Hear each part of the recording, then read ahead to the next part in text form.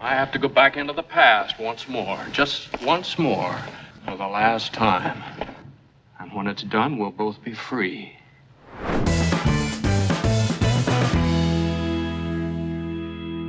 So, Matt, this Hello. is our part 1 Alfred Hitchcock episode. It is. What a massive project we've taken on. It's big. I feel this week there's been a lot of Hitchcock, and I don't even feel like I've dipped my toe in yet. No, there's so much to cover, and there's just so many films that, yeah, just scratching the surface really at the moment. I think what I've noticed is that not only was he so prolific, but an awful lot of his films were incredibly entertaining and have lasted, which I don't know if you could say that for a lot of filmmakers. And even filmmakers today, there'll be, a handful that you could pick out from their career. But Alfred Hitchcock, there's like 20 at least. Yeah, the quantity just and the amazing. and the rate that he produced them as well. Like it was to make them all such legendary classics, I suppose. Yeah, it's very impressive.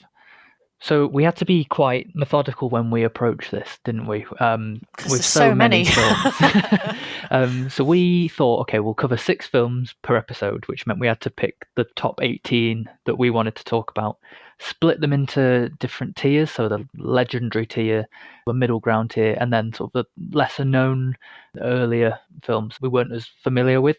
And we've taken at least one from each category for each episode, so we're covering a range. And we also had to decide who got to talk about what, which is an interesting conversation. So, okay, if you get that one, then I'll get this one. Yeah. The other thing as well, with 18 reviews, you can imagine it's a heavy workload for us, but also to make it interesting, we've decided just to pick the dominant 3 or 4 key elements that sprung out to us as we watched the films. So each review should have a slightly different spin on it, because Hitchcock always did something different with each film that he did. So hopefully we've got some different angles of reviewing coming up in the next couple of episodes. So it should be really good.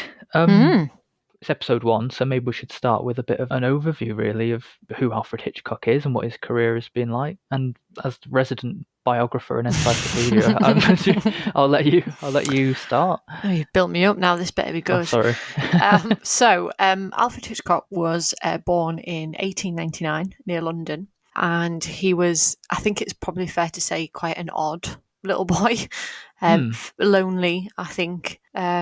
He always talks about very early memories he has of being scared of policemen. He got put away in a cell for 20 minutes or so as a very young child, and I think a lot of his very early memories informed his choices later on for his films, the themes and things that he seemed to cover. Absolutely. He started working for Paramount, and he basically built his way up right from the bottom. He was more of an artist to start with, so he was working on the silent plates. Obviously there were no sound films when he started working, exactly. So he worked on the plates, and he would do the decorations that they had on one side of it, like graphic design and things, weren't they? Then he built up into writing the actual text for the plates, and then he just worked his way up. So Paramount pulled out of London in 1922, and he was hired as an assistant director for a new firm, Gainsborough Pictures. Yeah. That's right. Yeah.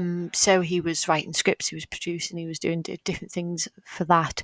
And then he actually went to Germany and was working for a German company in Munich, and I think I learned an awful lot there. A very famous studio, Babelsberg.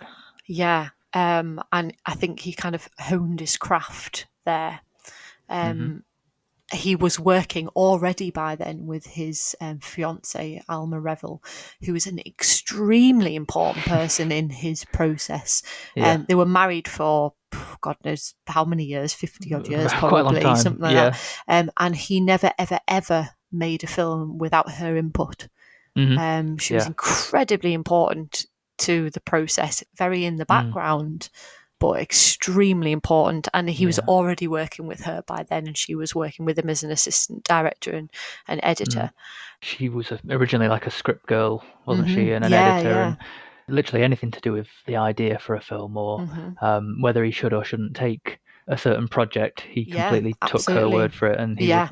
just trusted her.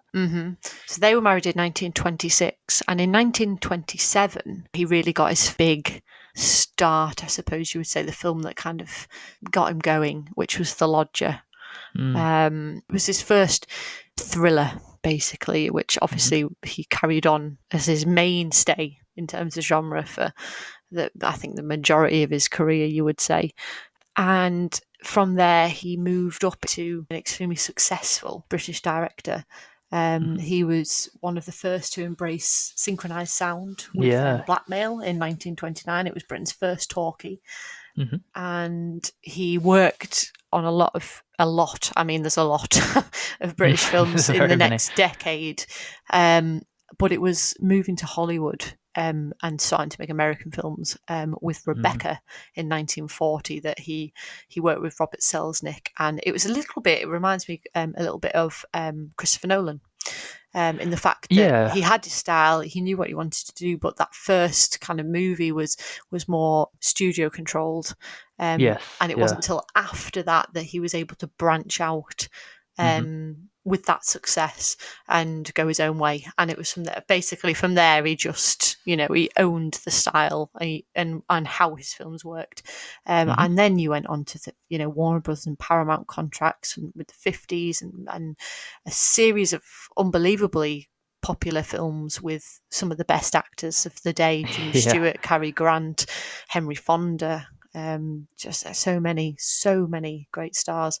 And then he pushed cinema in a totally new direction in the 60s with Psycho and The Birds, and created what hadn't been seen before, scared the living daylights out of people in a way that they never had been before.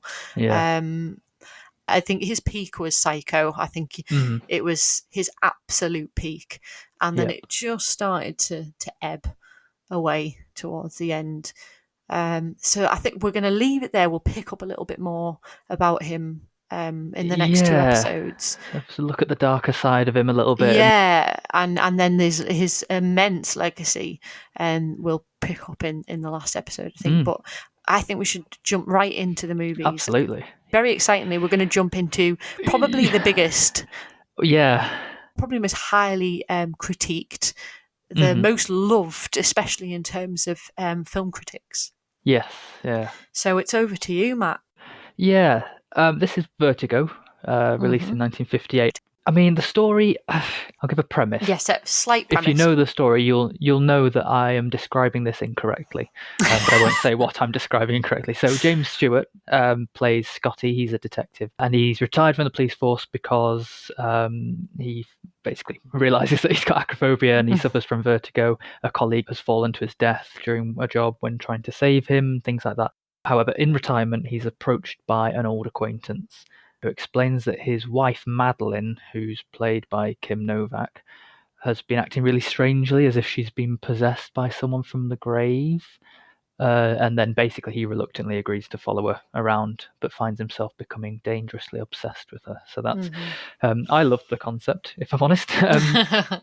So in terms of what things stood out to me in this film, 4 things in this one. First thing, and it's also the first thing that you hear, is the music. Specifically the main theme, and this is all by Bernard Herrmann, and I'm pretty sure it's not the last time we'll be talking about him. And it's this endlessly repeating string pattern that pulls you in, and then it's punctuated by these blaring horns that push you away again. So it's a really nauseating and head-spinning, nightmarish soundscape that's produced, and it actually reappears later for a nightmare that Scotty has, and it makes you feel like you're falling into the screen. So I like that. It makes you feel like you've got vertigo as well. It's quite hypnotic and seductive, but perilous as well. It's like Hitchcock swinging like a musical pocket watch in front of you. So I think the music's absolutely I found it very out. different, actually, the style he uses for it. Obviously, showing the psychology and the mental state of Jimmy Stewart's Scotty in this. Like there's the section that's animated. There's there's a few things in there that you think, oh, that's very different. Yeah, it's very exaggerated. Well, you mentioned the animated sequence. That's the nightmare part, and that links nicely into the second thing that stood out to me, really, and that's the repeated visual motifs not just in conjunction with the music, but throughout, really. A couple of things I noticed was the colour green. Is used that's what I sometimes. think of when I think of Yeah. Vertigo. I think green. And to me, Absolutely. it creates this otherworldly, dreamlike, phantasmic kind of sense, really, and especially when it's concerning Madeline. Her car's green. First time he sees her, she's in this great big green dress, and Yeah. sometimes there's this green glow of lighting that surrounds her, just makes her look quite ghostly. It's like you're not in a real grounded world. No, it's a skewed perspective. Yeah, it's Yeah. definitely not stable. I think it's probably the right word. Then there's the swirls and the spirals. Not only do you get them in the opening credits, the very famous outline of a man falling down the spiral, but it's in Madeline's hair. It's in the bell tower staircase towards the end, and again it matches the music. It's got that sense of do do do do do do, like you're falling and you're getting dizzy. I love that. Yeah. And then flowers all the way through. You've got this feeling that the death and funerals. It gives that kind of connotation. They all become triggers for Scotty, really, because they're all associated with her appearance, and they're things that remind him of her. So eventually he thinks he's seeing her all over the place. Yeah, that was very clever, that section where you're shown Kim Novak, and then as it comes closer, it's actually these other women. Yeah, completely different. Yeah, it's very cleverly done. Because you're there with him there, you think, oh, how is she there? Oh, no, it's not her. Yeah, and then you realise. It's very cleverly done. And then obviously I mentioned ghosts and phantoms and things like that. But I think this theme of possession takes on two different halves in the film. In the first half, it's a supernatural kind. Madeline appears to be possessed or in a trance or sleepwalking, and she disappears sometimes like a ghost. But in the second half, it's about Scotty's psychological possession of Madeline. That he's fallen in love with her, he wants to cure her. And there's a turn of events in the middle of the film where he actually becomes possessive over another woman, who reminds him of her, and he tries to change her and make her become more like Madeline, like he's possessed. I'd like to just say, for me, I know you really enjoyed the going round and the following in the car, and I was quite bored by that, I have to admit. The second part of the film I found a lot better, that part that introduced the other woman. Judy. I was more involved in the film from that point. But my problem with that was it was well over halfway through before you got there. And also, I was discussing this with you last night. I have real issues with this film as a woman. I know it's the point of the film is to have this toxic view from this man. It's almost voyeurism, what he's doing. But I had real problems with it. Him changing her and expecting her to just do it for him, and why should you care? Well, because it's her body and her hair, body, yeah. and as a modern woman I had real problems. Fair enough. No, I understand, I get that. It's the topic of the film, which is fine. My issue with it is, and we'll discuss this in the beginning of the next episode, is I have a feeling that Alfred Hitchcock has a bit of a shady line with this in general, and that I think is where my problem came into it, but we'll go into that more next week. No, I completely understand your point. I just like it because that's the weirdness of the story. You mentioned about the first half being quite boring. I personally love it, and the reason being is what my fourth point is, that it's the setting, San Francisco and the surrounding areas of California, because it's not just painted backgrounds, but it's actually authentic location shooting and landmarks. All the places in the film, like the Legion of Honor Art Museum and the Fort Point under the Golden Gate Bridge and the Bell Tower sequence, you get to know the geography because you're with Scotty as he goes between each one. We know what San Francisco streets are like anyway. They're very steep, but for Scotty, they are particularly steep. They're only downhill. I think that's very important to note, and full of twists and turns and endless corners. So again, that idea of a spiral and going round in circles comes back. Even in the most uneventful scenes, it's embedded. So the music, visual motifs, the theme of possession, and San Francisco are the things that, for me, make Vertigo legendary. Whew. Wow. We've done one. We've done one. That's the hardest one. Okay, so we're going to jump straight into my first film, which was To Catch a Thief from 1955, which starred Cary Grant and Grace Kelly. It's a very simple plot. When you actually get down to the details of it, it's very simple. Cary Grant was a ex-jewel thief. Mm-hmm. And during the war, he was part of a resistance and saved a lot of people and did a lot of good. And it kind of saved his reputation, basically. And he wasn't put away for all of the bad deeds he did earlier. Mm-hmm. But a lot of jewels start to go missing. Yes. And he is suspected. It's all set in, like, it's not Monaco, but it's like coast of France. And yeah, it's very wealthy area. It's all these women losing their jewels and the My diamonds. yeah, exactly. So whoever is stealing these jewels now is doing it exactly the way he used to do it, to make it look exactly like he is doing it. So he's got the police after him, and he decides the only way that he's going to be able to discover who it is and tell the police, basically, is the only way he's going to get off. Yes, he's got to prove his own innocence, hasn't he? Rather than the other way around. So it starts off like that, going away. He's starting to do his investigating, and Grace Kelly comes into the plot because she is on the list of highly expensive jewels, basically, that will probably be targeted. Her mother's jewels. So he kind of starts to get to know her, and she discovers who he is, and as a young, impressionable woman, she finds it very exciting. Until the point that her mother's jewels are actually taken. And then she thinks it's terrible and he's awful, because she's convinced it's him. So that's kind of what happens, and then he goes on to try and find out who it is. It sounds slightly more complicated in explaining it than it actually is when you watch it. So for me, the standouts, the things that defined this movie, there's got to be the locations. It's very glitz and glam and gorgeous sun and beaches and fancy hotels, and they really stand out and add to the atmosphere. It's very bold and sumptuous and rich, and everything just screams grandeur. And Cary Grant's got that kind of straight backed kind of glamour anyway, that just fits in very well with these sets. And the colour as well. Colour is something that I noticed. It's very bold, the colour in the movie. Yeah. And all the dresses and the rooms and the views. The word exotic comes to me. Yeah, exactly. All of it is quite exotic. And I feel, in a way, not completely, but I did get a kind of an Agatha Christie sort of feel.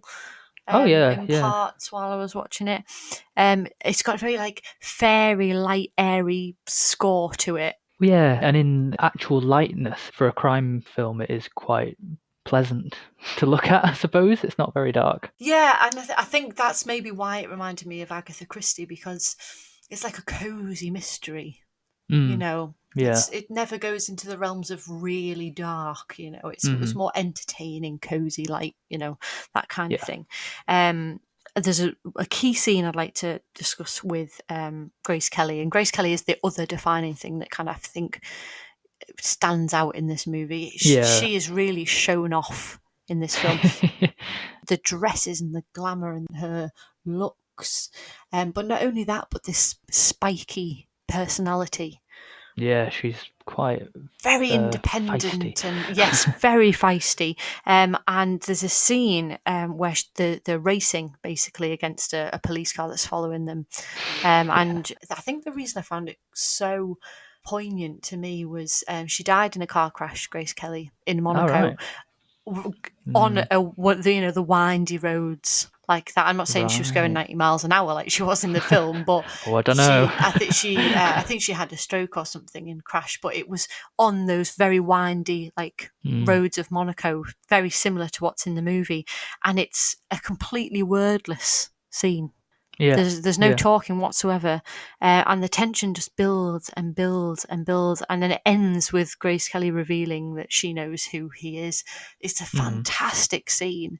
Oh, so you like the driving in this one? Yes, I did. I just thought it was very cleverly done. It's all back and forwards from one look to the next, and Cary Grant's kind of growing unease And then obviously at the end he's revealed and she knows who he is, and his alter ego that he's using is lost basically. Starts to And he slip. tries to carry it on, but Yeah. he knows it's a futile thing really. The power shifts, doesn't it? Because she thinks she's got the upper hand on him. Exactly. She's kind of bribing him a bit. It's a very showy film. It leaves very little to be desired, but there's a lot of things to enjoy about it. Yeah. The relationship between Grace Kelly and Cary Grant is just very well done, because you've got that fiery independence versus this suave, confident. I mean, Cary Grant is just Cary Grant in this, and she's very good up against him. Yeah, absolutely. It's really a clever casting on Hitchcock's part here.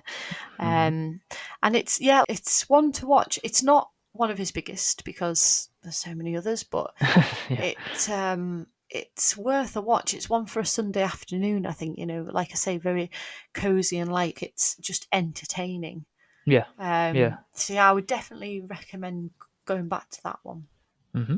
Yeah, no, I hadn't seen that one before, and up until the whole Grace Kelly, and that part came in, I was a bit confused. I thought, where's this going? But I think it did improve once her character came in and started changing the game a little bit. She is. She's definitely a game changer.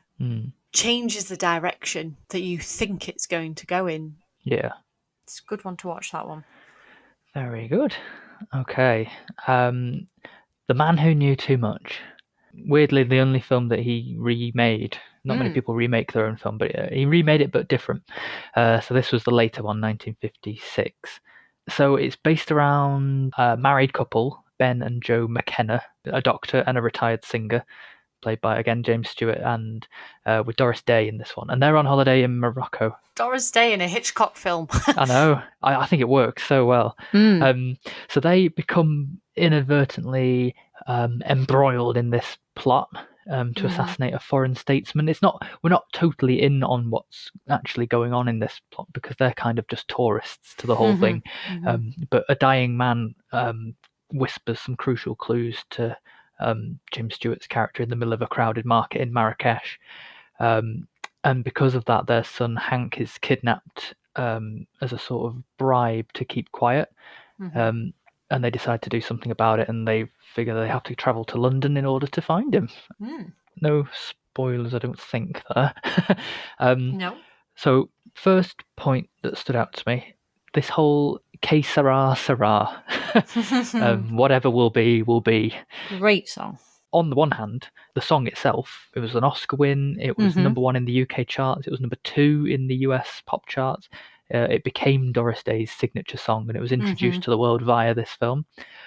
So that's already brilliant. Yes. But I want to talk about it as a narrative theme. I thought, why that song? Why has that been written? And it's this whatever will be. And it's a case of, in the film, they are powerless, really.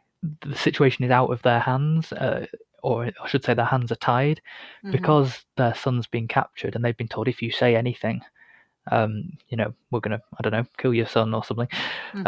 There's nothing much that they can do. And as I said, they are essentially bystanders to another crime that they really have no involvement in.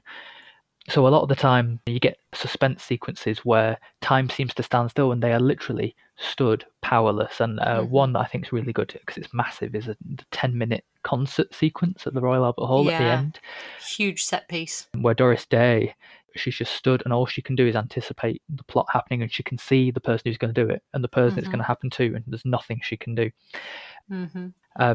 Part 2 that stood out to me, kind of linked I suppose, Doris Day in general. I genuinely think she's fantastic in this. She's fantastic. And so different from the other women in Hitchcock films. I don't know why, she just seems a little bit different. Yeah, she doesn't fit the mould. Yeah, she's much more headstrong, I think. And the fact that, she's the famous singer, she's kind of the recognised one. I didn't get a chance to watch this, but something that sticks with me, and it's the one thing I have an issue with, isn't he always trying to medicate her? Well, yes. It's funny you say that. Just take your tablets. It'll be fine. Like, just trying to, silly woman, she's overreacting. Just calm down. That is the the thing I remembered from Yeah. it, and I have a real problem with that. I wouldn't say all the way through, but the first example I was going to give as one of her key scenes is when he breaks the news to her that their son's been kidnapped. Taken, yeah. Because he only agrees to tell her Hmm. unless she takes a sleeping tablet, because he knows how much she's going to react. But the way that scene plays out, it starts with disbelief, and she says, "This is your idea of a joke, then it's not funny." And then she's angry, and then she goes to hysterical, and then it gets to a point where he has to hold her down on the bed. It's such quite an authentic performance, really. It's not melodramatic. She never got enough credit for her acting, I think, No, because of the no, I don't light think so. style that she Yeah. used to do primarily. But she was a fantastic actress. Absolutely. There's another scene later on in London where she's actually talking to the kidnappers on the phone. And again, she goes from rage to relief to helplessness, these different cycles of emotion. I think it's fantastic. And watching the concert at the end, she's just stood at the back of the hall in tears, and there's nothing she can do. She's fantastic. So it's unusual that despite all of this drama, that the film it kind of threw me off. It's very funny, very light-hearted, and so many intentional jokes, especially early on when they're in Morocco and there's a clear culture clash. All the seating's too low in the restaurant, so James Stewart can't get his legs in a comfortable place, and the bread's too tough, and he's frustrated because he has to eat with 3 fingers on a certain hand and things like that. Then there's this bizarre mix-up later in the film where stupidly, again, James Stewart's character interprets the name of a chapel, Ambrose Chapel, to be a person's name, and he ends up tracking down this random taxidermist and having a scrap with him. It's quite silly. One of my favourites, though, is when they do get to the right chapel, and they sort of get in with the congregation, and they're already singing hymns. So they pick up the book and they sing a conversation to each other to the tune of the thing, and it's like, "This is just another wild goose chase." And hilariously, she's obviously a famous singer, and she's so good at it that people are looking round because she's singing so well. So yeah, there's moments that have me literally belting out laughter, and I thought, I don't know if I'm meant to be or not, but I enjoyed it. I do think he had a good eye for humour. Yeah, absolutely. Even though a lot of it was dark humour. Yeah, I think it's a very British sense of humour too. Yeah, and people don't think of him for that at all. He's the thriller horror guy, Yeah. But he's got quite a lot of films have really funny moments in them. So it just stood out to me. I'm not saying it's necessarily the best part of the film, but in terms of what I remember and what I took from it. Also, the cast as well. It'll work. James Stewart was a very funny guy. Doris Day is very funny. She was hugely known later on for her 60s comedies, and she was very good at them. In a way, unusual choices for this film. I'm not surprised that they are the things that stick with you. But yeah, that's The Man Who Knew Too Much, from my perspective. From your perspective. Okay, my next one was Dial M for Murder, which was made in 1954. Dial M for Murder is not one of his most well-known films, but saying that, it's one I really like. It's one I've rewatched more than any others. Yeah. I really like it. Again, it's got a very Agatha Christie feel to it. Yeah, I think that it feels very much like the play. Yeah, it does. It really does. And it's all set in one room, which is one of the things that stood out to me. It was one of the defining characteristics of this film, is that you are in this one flat, basically, for the entire film. So you're shown how the murder will play out in this whole room, the furniture, the props, where things will be, where they should stand, what they should do. It's very, very cleverly done, because in that way, the audience can see it unravel. Yeah. As things do not go the way they're supposed to go. They're not stood there. They're not doing that. They've not thought about this. And you see it all change. So it's very cleverly done, and especially later when things are like hidden and found, and knowing the room's an important part of the film. Another thing that really stood out to me is the close-ups. Now, Hitchcock's very well known for his close-ups, and he's got some very famous ones, especially in Notorious, for instance, also involving a key, funnily enough. The key is what I picked up on when I watched the film too.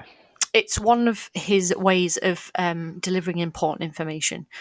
So the newspaper with the wife's affair, like the partner she's been having an affair with, coming into the country. You see the close up of the newspaper at the beginning, and the key is hugely important to the plot. You sort of follow it round the room, don't you? Yeah. Shifting hands and coming out of bags and things like that. I like that. It is a key way that Hitchcock delivers information, and he is quite fond of the close-up. Another thing that stood out to me very much in this one is the characters themselves, especially Wendis, played by Ray Milland, who's fantastic in this. He's this devilishly charming, British man who is essentially, I should tell you a bit of the premise, is plotting his wife's murder after finding out that she'd had this affair. Yeah, I found myself not knowing whether I was rooting for him because you spend so much time early on with him. Yeah, he's so charming. You know. You kind of like, oh, his plot's gone wrong, and then you go, oh, that's a good thing. But Grace Kelly in this as well. It cuts straight away, from that close up of the newspaper. It cuts straight away to her kissing this guy, not a husband. But you still don't really hate her for it. She's still you still very much support her, even though she's playing this wife who's having an affair. It's not as clear cut who's good, who's bad. It's just people doing things. Not at all. So I think it was very well cast, this film. I think, again, Grace Kelly, it's probably my favourite Grace Kelly performance. I find, and this is totally my opinion, I find Grace Kelly very cold. I find it very difficult to relate to, and I don't find her very emotive, and there's something about her I find very cold. But this, I think it's her most sympathetic performance, I think, this one. And that works very well for the whole story.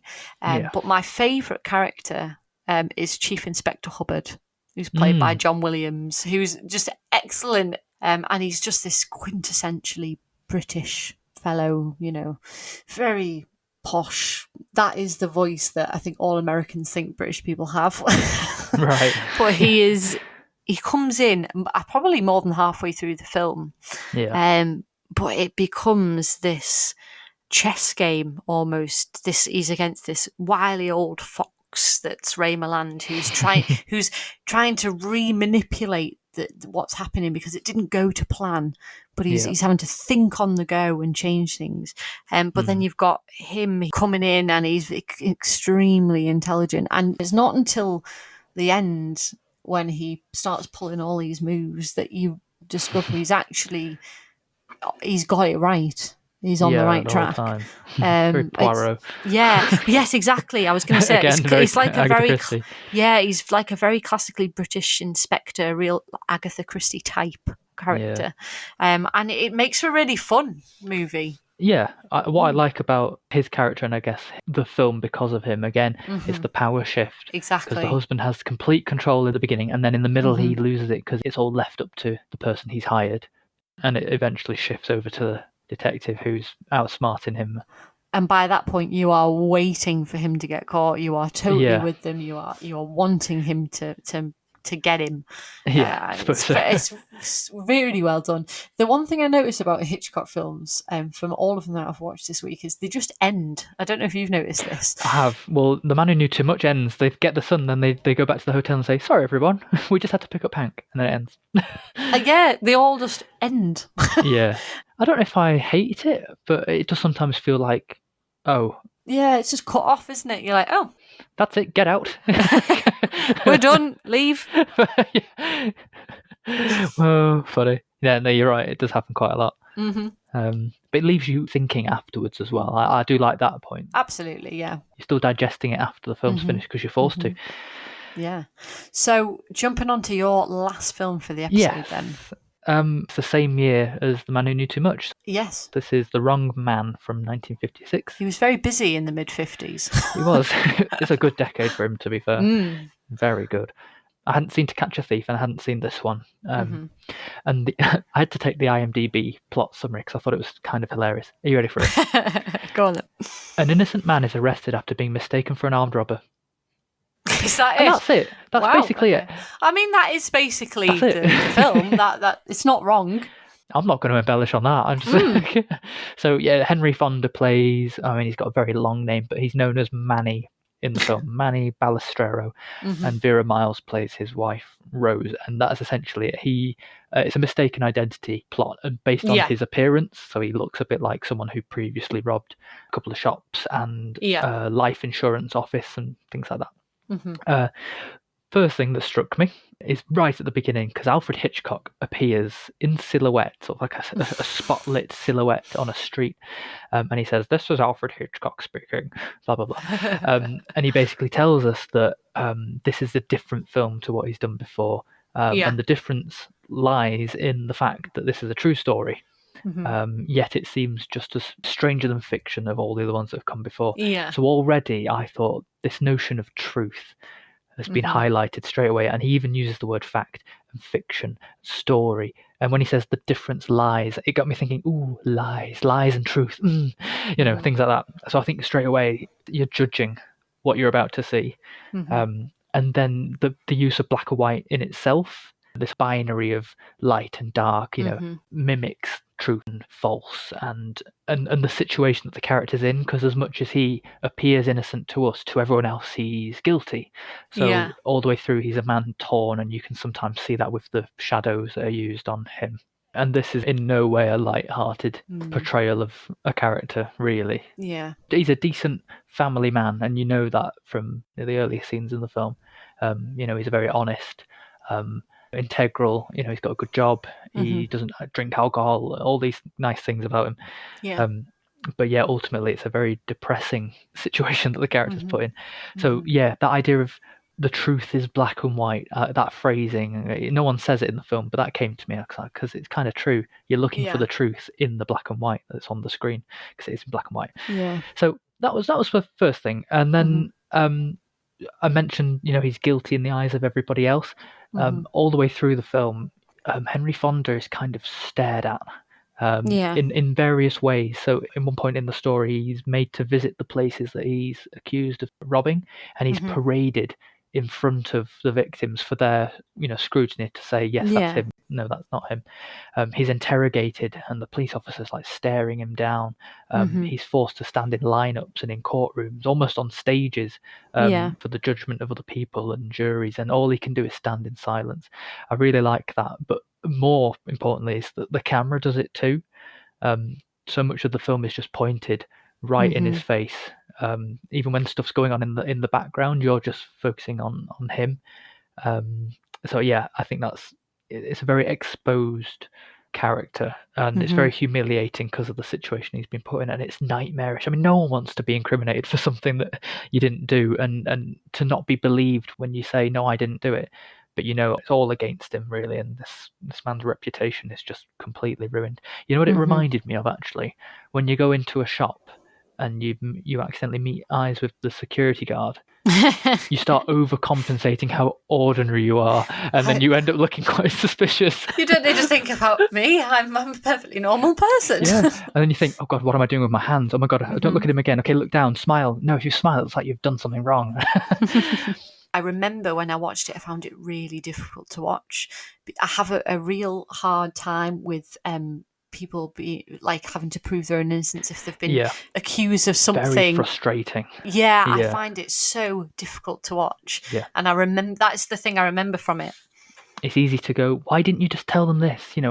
Why didn't you explain this better? And there are times like that in the film. You think, why don't you, you've got loads of proof. You can come up with all sorts of things to prove that it wasn't you, but it wouldn't be an interesting story if you did that, I suppose. To be fair, he does dress a bit like a criminal, but you shouldn't be arrested for having style. And then the last point is, I'll do this in reverse to how I've planned it. As a viewer, I started questioning, maybe he did do it, and this is, Hitchcock's tricking us, by calling it the wrong man, and by aligning us with that character and making us think that he's innocent. I did start thinking, well, hang on, maybe he's not. For all we know, he did these crimes. They happened way before the events of the film started. There's times where you see him doubting himself too. Close-ups of his face show that he's confused and disbelieved, and then he starts doubting himself, and it's the idea of doubt.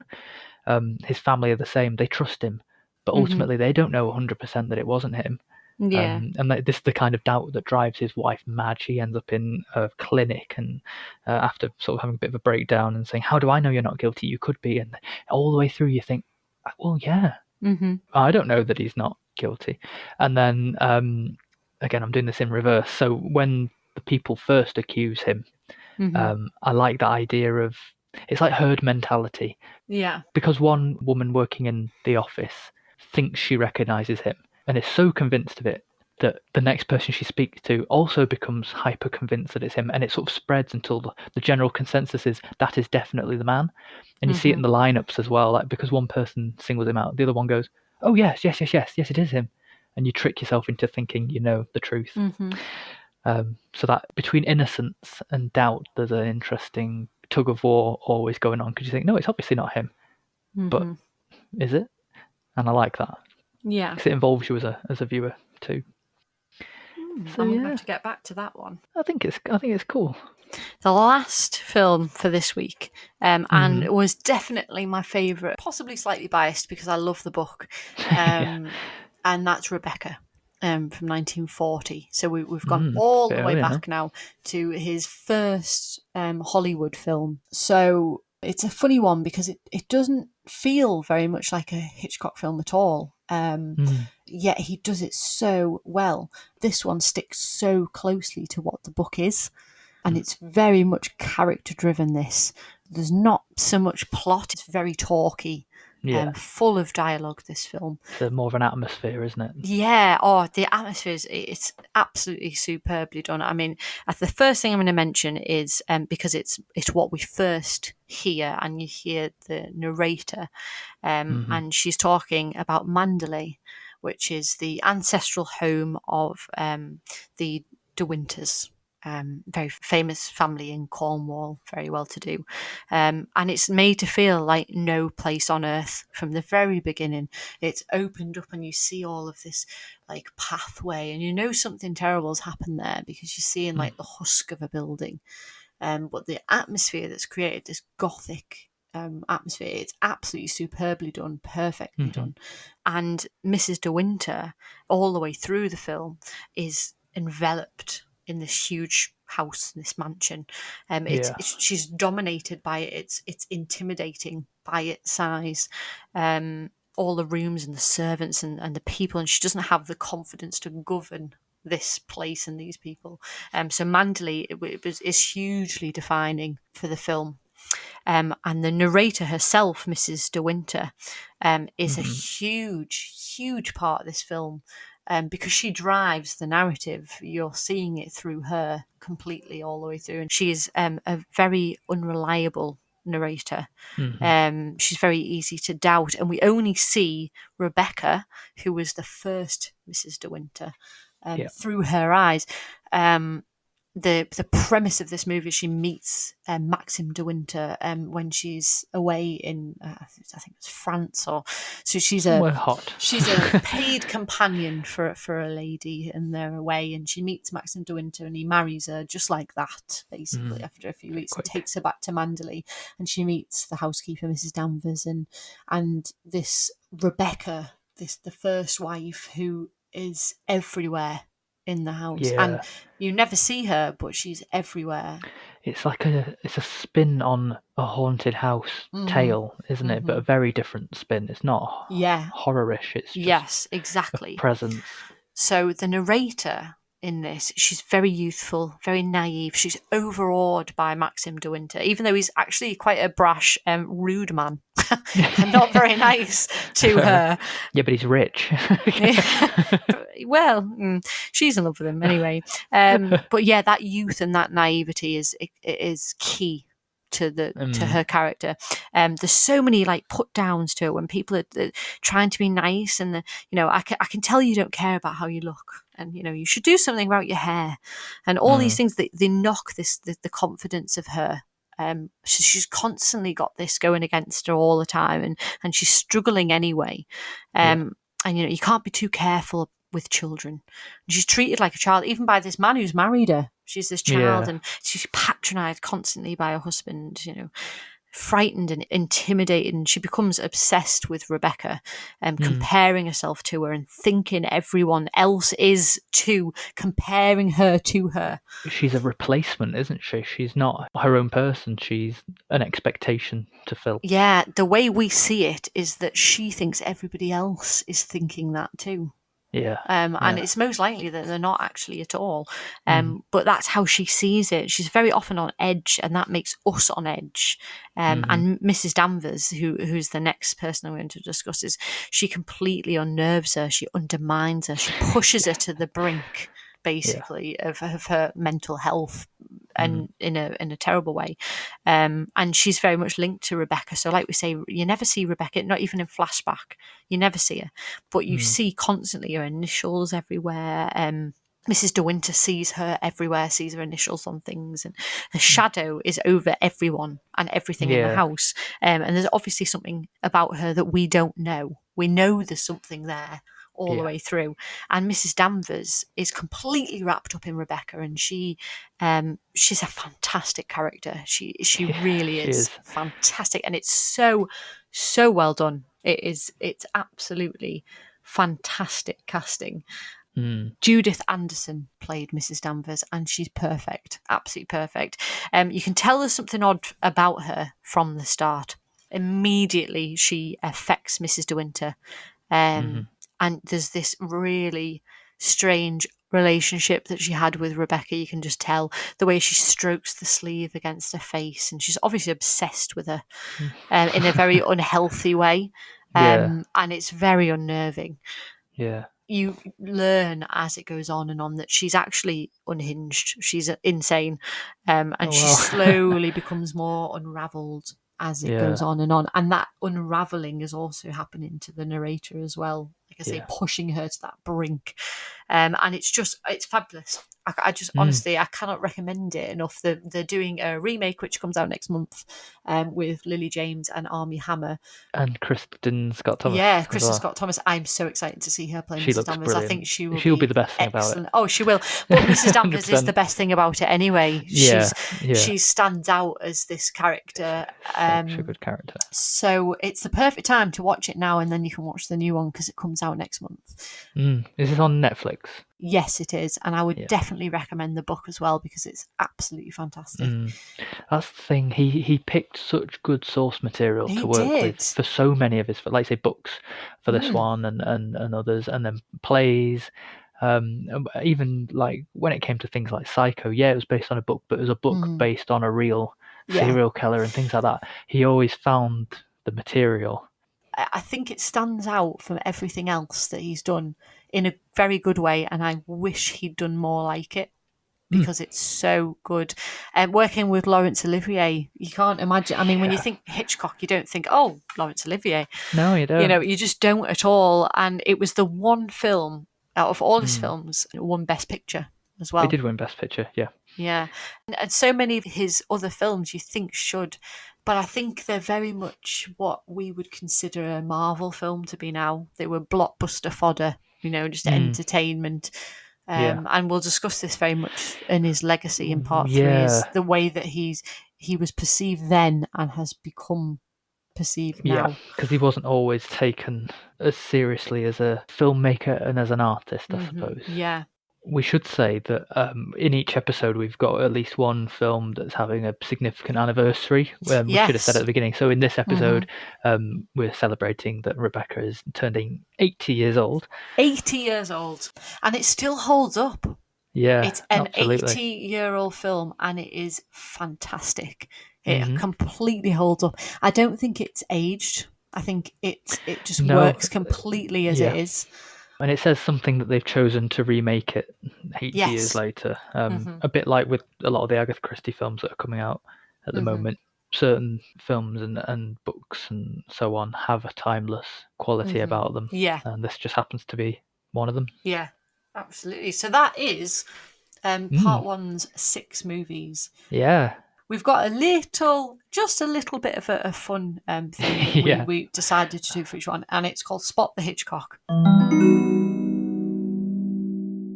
Hitchcock was known very much for cameoing in his own films, and it became such a thing that everybody was looking out for his appearance in all of his movies. So we decided to see if we could spot the Hitchcock. So, how did you do? Okay, I watched Vertigo first, and I picked up on him pretty quickly. He's very early on in the film walking past the office of the man who hires James Stewart's character to take the case. So, 1 point. Oh, I got him. Okay, To Catch a Thief, probably his most obvious cameo. I don't know. I'll see how obvious it is compared to others, but he literally is sat next to Cary Grant, and it goes across to show him. Just sat on a bus. Yeah. It's the most obvious one, so you can't miss him. It's a literal nod to say, there he is. Yeah, you cannot miss him. And I think they became more obvious as they went along because it was like a fun little thing that people were looking out for. So they became and he was better more well obvious. known later because of the TV series and his persona. Yeah. The Man Who Knew Too Much, I did not. And I looked it up afterwards, and I'm not surprised I didn't see it. It's not obvious whatsoever. He's stood with his back to the camera in a crowd in the marketplace in Marrakesh, and they're all watching an acrobatic act. I couldn't remember it, but I had a feeling it'd be the crowded scene, a big crowded scene. It's not obvious, and even when you do look at it, you sort of go, to be fair, that could be anyone, really. He doesn't look the same from the back as he does from the front or the side. So, no, sorry, I did not. But to be fair to me, it was hard. So you got one and missed one, right? My second one was For Dialing for Murder. I did catch it was in the photo that Ray Milland picks up and shows. He is sat at the table in the photo. Yeah, I found that quite obvious. That was fairly good, that one. And then The Wrong Man. I thought I hadn't picked up on it, but then I thought, well, he introduces the film right at the beginning, so that must have. He literally says, "This is Alfred Hitchcock speaking," so I guess I did. Yeah, very different kind of cameo, but then, like we said, it was a very different kind of film. Rebecca, I didn't catch. I looked down at the completely wrong moment.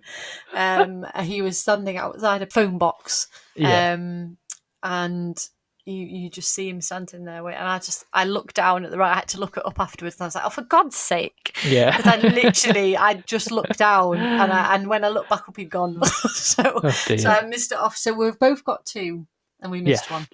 People will have to keep track of where we are. We're tied at the moment. Tied at the end of episode 1. How exciting! I know. That was a really good bunch. That is part 1, and that was a really good bunch. And to be honest, it's one of those things.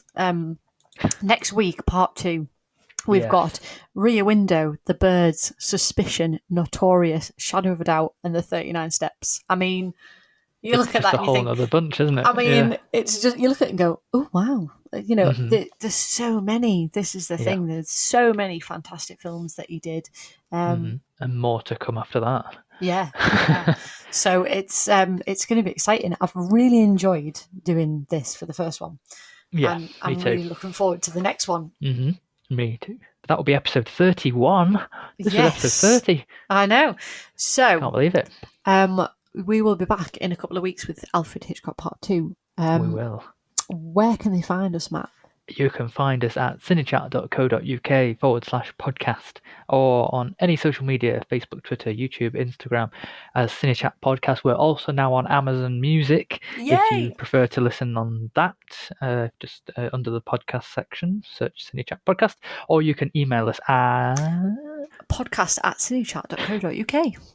Still need to record it. I know, it's really good every time though. I feel like someone out of an advert. It's getting better. Yeah. Anyway, join us for episode 31. It'll be part 2 of the Alfred Hitchcock extravaganza.